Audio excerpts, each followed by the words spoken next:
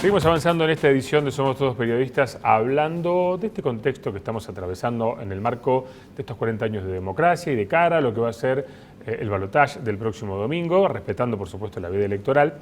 Y Roberto en su columna hace instantes hacía mención de la importancia de la clase media, no solo en el ámbito político, sino como factor de generación de producción, de riqueza.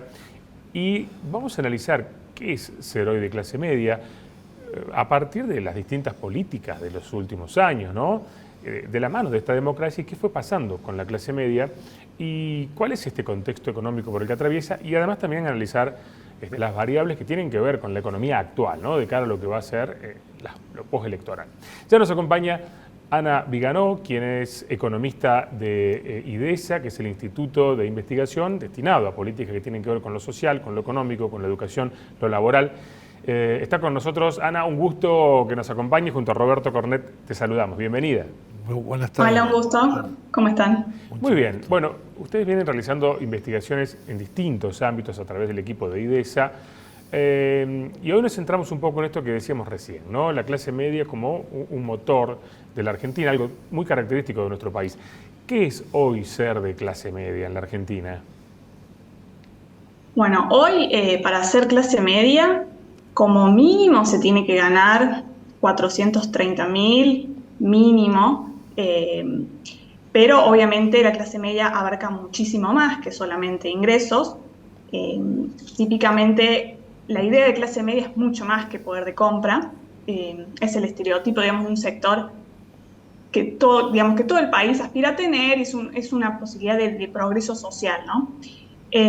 Lamentablemente, digamos, la clase media argentina viene deteriorándose mucho, viene expulsando más de 1 millón de personas en los últimos años, que es lo que hace hoy también que tengamos tanta pobreza, ¿no? Que tengamos 12 millones de pobres más o menos.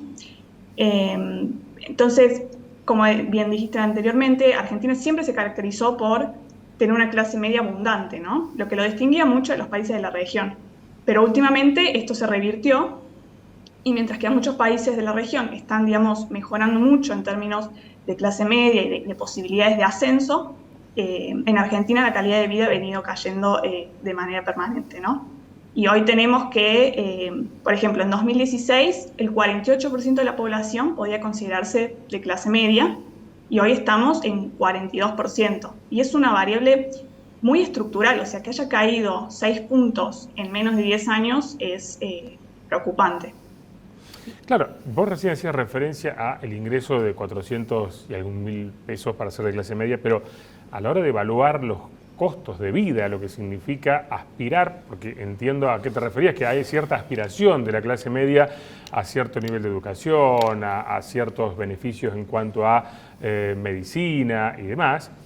Realmente hoy, con el nivel de ingresos de la sociedad, que hoy un profesional es pobre básicamente, y con los costos de vida, realmente se hace muy difícil poder sostener esa clasificación, inclusive con esos valores que mencionabas, ¿no? Sí, tal cual. Algo característico de la clase media es la cuota del colegio, por ejemplo, ir a un colegio privado o pagar para todos los miembros de familia la cuota de la prepaga para poder acceder a calidad, digamos, educativa y de salud. Y el problema es que justamente estos servicios, tanto públicos como privados, también han venido, digamos, deteriorándose muchísimo en los últimos años, ya es algo estructural, principalmente por inflación y por una mala gestión de los servicios. Por ejemplo, tenemos que las cuotas de las escuelas privadas cayeron un 18%, lo mismo con las cuotas de las prepagas. Entonces, la inflación es tan alta que, por un lado, empobrece a la clase media, que tiene cada vez más difícil acceso a calidad en los servicios, y por otro lado, los profesionales de salud, de educación, también se ven, digamos, deteriorados sus ingresos. Entonces, todo se va deteriorando progresivamente. Entonces, ni siquiera con todo el esfuerzo de una familia para poder juntar la plata que se necesita para más o menos un nivel de vida de una clase media, tampoco está accediendo a servicios de calidad. Y dígame una pregunta. ¿Por qué? Yo me preguntaba hace un rato. nuestros países vecinos, que si hay algo que distinguía a la Argentina de los vecinos era un buen nivel educativo, era el país con menos analfabetos de América Latina, vemos en la estadística que tienen bajos índices inflacionarios y la gente con mucho acceso a la cultura y a la educación. ¿Por qué estamos como estamos, doctor? Y bueno, la principal causa de todo porque como dije recién, ya es estructural, no es algo coyuntural que pudo haber sido la pandemia, que todos los países sufrieron, sino que en Argentina ya es estructural y es una mala organización del Estado en prácticamente todas sus dimensiones.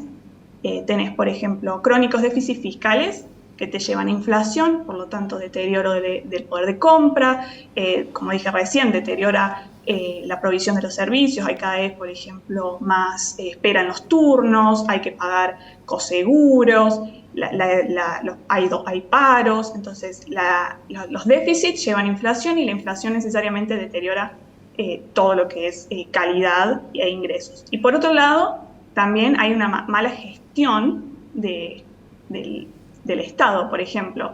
Tenemos que los distintos niveles de gobierno siempre se están superponiendo en sus funciones. La educación básica, o sea, la educación primaria y secundaria, es responsabilidad de las provincias. Sí. Y el problema es que la nación muchas veces se entromete, por ejemplo, fijando salarios o congelando cuotas, y todo eso genera, digamos, malos incentivos para las provincias que no dan buenos rendimientos. Entonces, esa superposición permanente de funciones hace que nadie sea responsable de los malos resultados educativos, por ejemplo, en términos de educación, que vemos año tras año. Claro. Y pensando ya en un escenario actual de balotaje, sin, obviamente, o sea, respetando la veda, pero postelecciones, sin dudas que quien asuma el mando del gobierno tiene que tomar medidas urgentes, porque la economía es hoy por hoy el factor que más preocupa a la sociedad y que nos lleva a hablar de lo que veníamos mencionando recién. A tu juicio, ¿cuáles son las acciones más urgentes que se deberían implementar, más allá de quién sea el ganador de la elección? Bueno, lo primero que hay que solucionar es la inflación. Nada puede funcionar bien con una inflación de 140% interanual y creciendo todavía, ¿no? A fin de año puede estar llegando a 160. Entonces, sí o sí, lo primero que hay que bajar es la inflación y eso no puede lograrse si no se baja el déficit fiscal.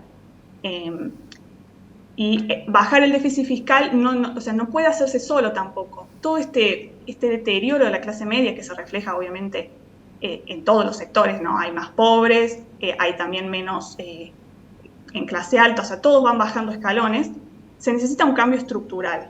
Entonces, no solamente hay que bajar el déficit fiscal, que es algo urgente para bajar la inflación, sino que se necesita un ordenamiento integral del Estado. Primero para lograr equilibrio financiero, pero también para mejorar la calidad de la gestión pública. En términos, esto que dije de dejar de solaparse entre jurisdicciones, lo que es salud, educación, vivienda, ambiente, le corresponde a las provincias. La nación tiene que encargarse de medir los resultados de las provincias. En términos de educación, también hay que cambiar, digamos, esto es obviamente más a largo plazo, pero nada puede mejorar, o sea, la educación no se puede mejorar si no se piensa a largo plazo, ¿no?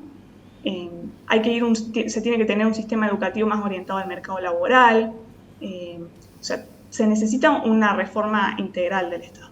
Sí, y sin dudas que la movilidad social y particularmente lo que veníamos hablando al comienzo, que tiene que ver con la clase media, en este caso que lo tocábamos hoy, lo que tiene que ver con la educación y la posibilidad de acceder a un trabajo acorde a los tiempos que corren, sería algo fundamental, ¿no? Poder generar esas condiciones.